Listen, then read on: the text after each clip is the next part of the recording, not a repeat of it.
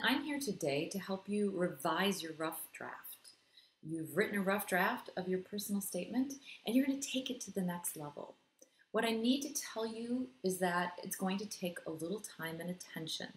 So get ready to go through a process that, frankly, if you use it throughout your academic career, you are going to learn how to be a better writer, and that's going to serve you well in your entire life. So let's face it, you probably have a terrible rough draft. You sat down, you wrote something, and now you just don't know what to do with it. You're thinking about its structure, you're not sure about your grammar and usage, you look at your sentences and they sound a little bit the same. Now it's time to dig in and do the work of revision and take that terrible rough draft and turn it into something else. Here's what we're going to do today. First of all, I'm going to ask you to read your story aloud. Then we will evaluate the structure of your essay. We are going to look at transitions and make sure that you have a fairly even flow within your essay. We are going to interrogate sentences, question them, wonder about them, look at their beginnings and endings. And then I'll have you examine every word of your essay. Finally, you are going to need to go back and revise and come up with a really great second draft. It's not your final draft, but it's your second draft. Here's your first task. Read your essay aloud. Now, you can do this in your room. They're going to hear you talking to yourself. They're going to wonder what's going on in there. That's okay. Let them wonder. Read it aloud. You have to hear it. When you hear it, italicize everything that you think, it's not so great, that needs some work. Do this slowly. Read it through once out loud. You can print it out and make marks on it and then go back to your document and italicize those moments when you're thinking, I don't like the way this sounds. I'm not sure how to take it to the next step. Here's your second task. Evaluate structure. So you wrote a story and you probably wrote some sort of reflection, and I hope that you put in some kind of insight into who you really are. Before you did that, you should have done a pre-write where you kind of laid out the structure. But you might look back and say, wow, what I wrote doesn't look at all like the pre-write I did. I want you here to take a few minutes to look closely at the structure you have in your current form of your essay. Did it match your pre-write or is it different? Just to remind you, here are what some structures look like. For instance, this is a particular kind of essay, beginning with background and voice, moving to reflection, then a powerful story, and ending with an insight. The insight had a neat little reference back to the reflection that was in the second part of the essay. Your essay might look like this. But your essay might look like this. You can see here that this particular essay started right with the story, then gave some background of the story and really showed the voice of the writer, and ended with an insight and reflection that referred back to the story. The important thing to know is that every personal statement really should have these 5 elements: background, voice, story, reflection, and insight. Have you included every part in your essay? You might have skipped a lot of background or given it very briefly. Certainly, though, you should have story, and you might have 1 or 2 or 3. And we've got to have the insight because it shows us who you really are. And that's what everyone wants to know. Here's your third task. I want you to go through your essay and mark transitions. I want you to bold at the end of every paragraph and the beginning of the next, and then read them aloud. There are ways to transition. You can use a transitional word or phrase like however, therefore, in addition. All of these words are words with which you're familiar. There are lots of websites that will give you more if that's helpful. This is the simplest way to link paragraphs, and it can be very effective. A better method is to bring the last idea forward to begin the next paragraph. You end with a particular idea, and then the next paragraph has a hint of it or a mention of it. Now, you might not want to do any of these things. You could, frankly, just switch gears entirely if you want to make a stark point. And you might want to do that at that insight moment of your essay. Let me show you a simple example of a transition. If you look at this particular essay, the writer began by giving a little background information, and this particular transition is one of the simple ones. If you look here at the end of this paragraph, I've gotten into all of it one way or another, and I can hardly imagine a time when I listened to anything else. Looking at my life, however, it seems as unlikely as possible that I would listen to country music. The however that you see right here is a transition word, and it helps the essay flow from one paragraph to the next. Here's another example of a great transition.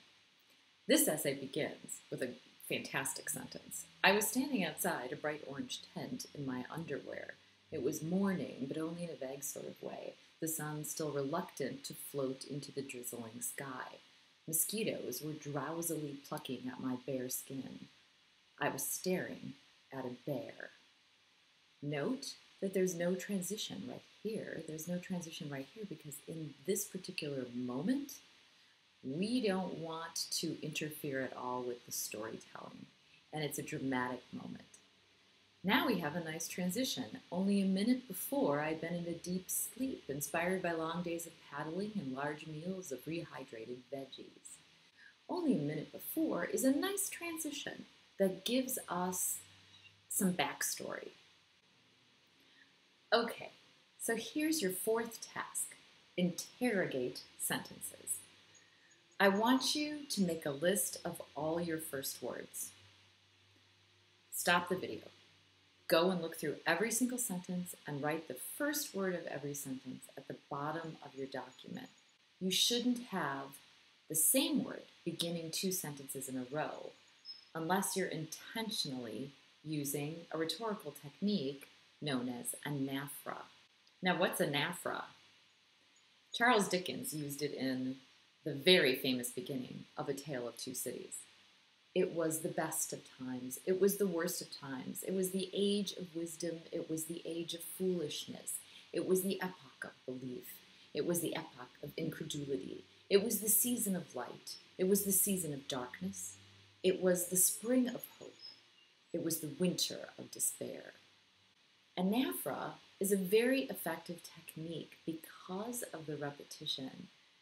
As a reader, we realize that something was happening over and over again. And Charles Dickens, of course, does this in an interesting way by really using oxymorons, complete opposites, to show us the confusion of the time. Now, look at sentence endings. Make a list of the last word in each sentence and make the list below your document. You shouldn't have the same word ending two sentences in a row unless you're intentionally using the rhetorical device known as epistrophe. It's a very helpful device, and you might want to use it. So what is epistrophe?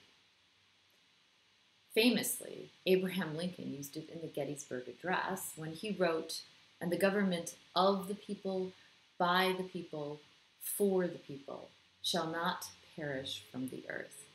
Again, epistrophe, like ANAPHORA, uses repetition to help us understand the importance of a particular phrase.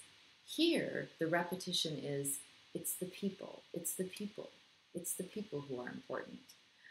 That's vital to democracy and something that Lincoln truly wanted to convey to his audience. Here's another way to interrogate your sentences. I'll be intrigued to see what you think of this. I want you to go to the website, Analyze My Writing. Go to the website, Analyze My Writing, and look at text statistics, common words and phrases, readability, lexical density, and passive voice.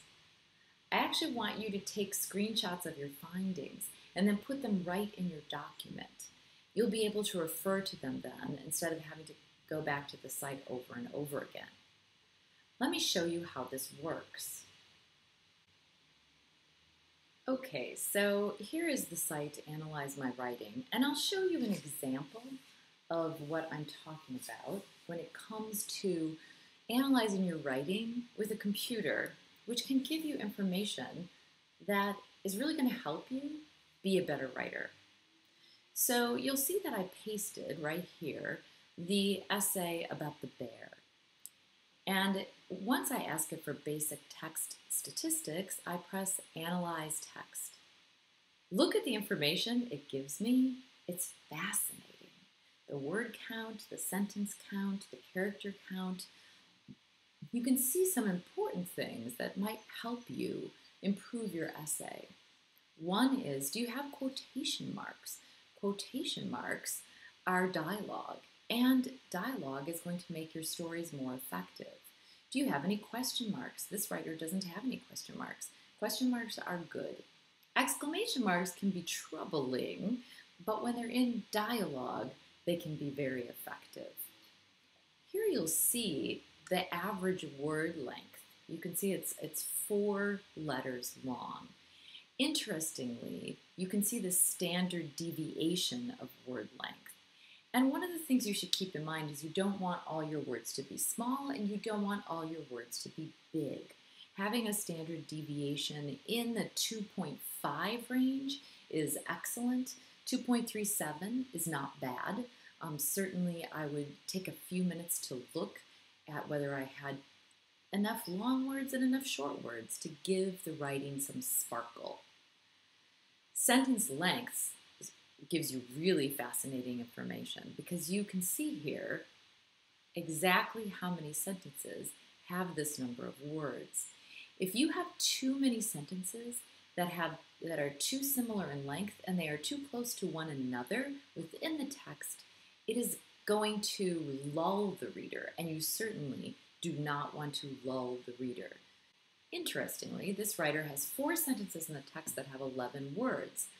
That's fascinating to me, just because that's a fairly standard length of a sentence in an essay, but it's not bad. The standard deviation is interesting. It's 9.41, meaning sentence length deviation, and I like to see numbers that are closer to 10 here, 10, 11, 12, where you're really deviating the sentence length.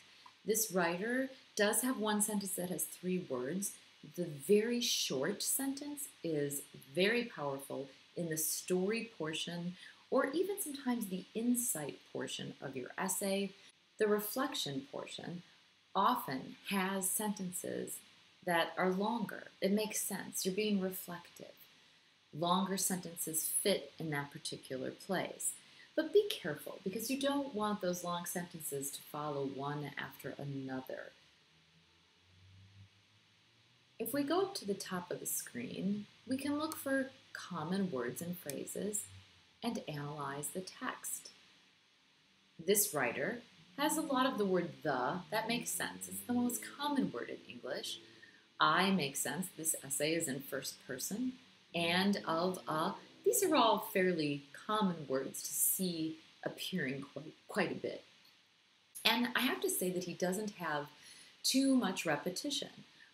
We have the word wilderness 3 times, and we have the word something 4 times. That's interesting because something and through are probably not words that have as much punch. They're a little too vague. They need something more. They need to be more specific. I love the word cloud because here we can see, oh, there are some nice specific words. But I'm not so crazy about this something. And I wonder if wilderness might have some opportunities there that we could explore. Also, the word only. I would go through and actually do a search for every only and look closely to see if all of them are necessary in this essay. Here's the 50 most common word pairs in this essay. There aren't too many. That's great. You do not want to have too many. Of the, I was, the tent, these make sense. I was and we were, those are linking verbs, and I bet that more powerful verbs could be found, but perhaps those are helping verbs and there was a powerful verb after it. We don't know. The rest of the pairings just appear once. Word triples, there are none. That's great.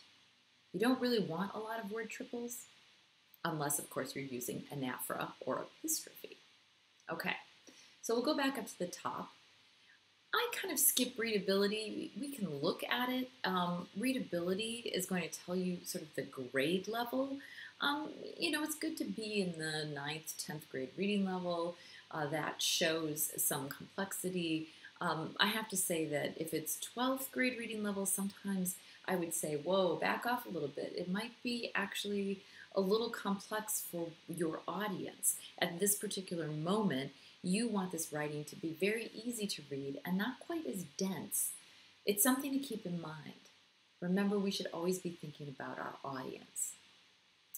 This is just kind of interesting information, and you can look through it, but I would have to say, in some ways, it's the least fascinating to me. That and the close test.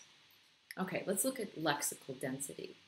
When you look at lexical density, what you are really doing is you're looking for sentences that have powerful nouns and verbs.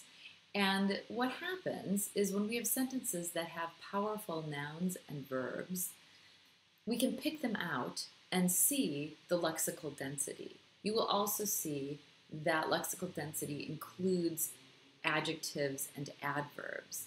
It does not include prepositions, it does not include articles. But it's really interesting to see your lexical density. Texts that have lexical density in the 50% to 55% range tend to be more specific and more powerful. So look at some of those sentences. I would challenge this writer, for instance, to examine, "We were as far into the wilderness as I had ever been." I bet there are better ways that he could have said that would have been more specific and given the reader something a little bit more to hang on to. Passive voice is absolutely something you should check for. Passive voice is not necessarily terrible, and I need you to remember that there are times when it works and when it's necessary. But overall, it's a great thing to look for. And this particular detector will go through and find all of the verby words, and it will see if it has anything here that looks like it might be passive voice. Aha! Here is one right here. Check for passive. In that surreal moment, I realized I was surrounded by something huge, something far greater than myself. Aha! That actually is passive voice. And I would ask the writer to think about whether or not he wanted to say something like, "The wilderness surrounded me," or "the greater wilderness surrounded me." But we're going to talk about wilderness in a few minutes and how he could have had some interesting possibilities with that word. You don't need to do the close test. Not important. You need an audience for the close test. If you want to look at it, go ahead. It's kind of interesting and fun. Here's your 5th task. Examine every word. We have gone from looking at the structure of your essay all the way down to examining every word, the quotidian, the tiny details. I want you to read your entire essay again, and I want you to underline every word that you suspect could be better. There's this amazing writer of literary nonfiction, John McPhee, brilliant man, who's currently actually writing a book about writing. And he says that you should mark not only any word that does not seem quite right, but also words that fulfill their assignment but seem to present an opportunity.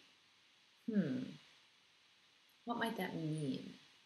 So here's a way to think about it. I want you to replace the words using a dictionary, not a thesaurus. A thesaurus is going to give you a bunch of words, some of which you're not really going to know or understand, some of which may be rather archaic and be strange in your essay, and you don't want to be that person who sounds like they swallowed a thesaurus. This has got to sound like you. So I want you to look at a dictionary and take a few minutes to think about your words. Let me show you an example.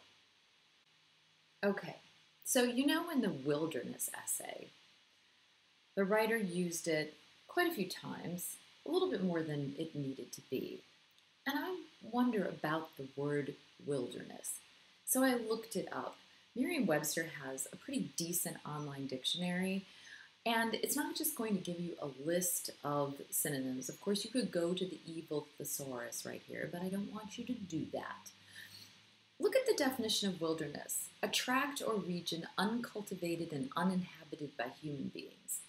An area essentially undisturbed by human activity, together with its naturally developed life community. B, an empty or pathless area or region. C, a part of a garden devoted to wild growth. It's also obsolete as a wild or uncultivated state. And the third definition is interesting, but not one that really works here: a confusing multitude or mass, an indefinitely great number or quantity. Shakespeare wrote, "I would not have given it for a wilderness of monkeys." That's a sensational sentence. Or a bewildering situation. Norman Mailer wrote about those moral wildernesses of civilized life.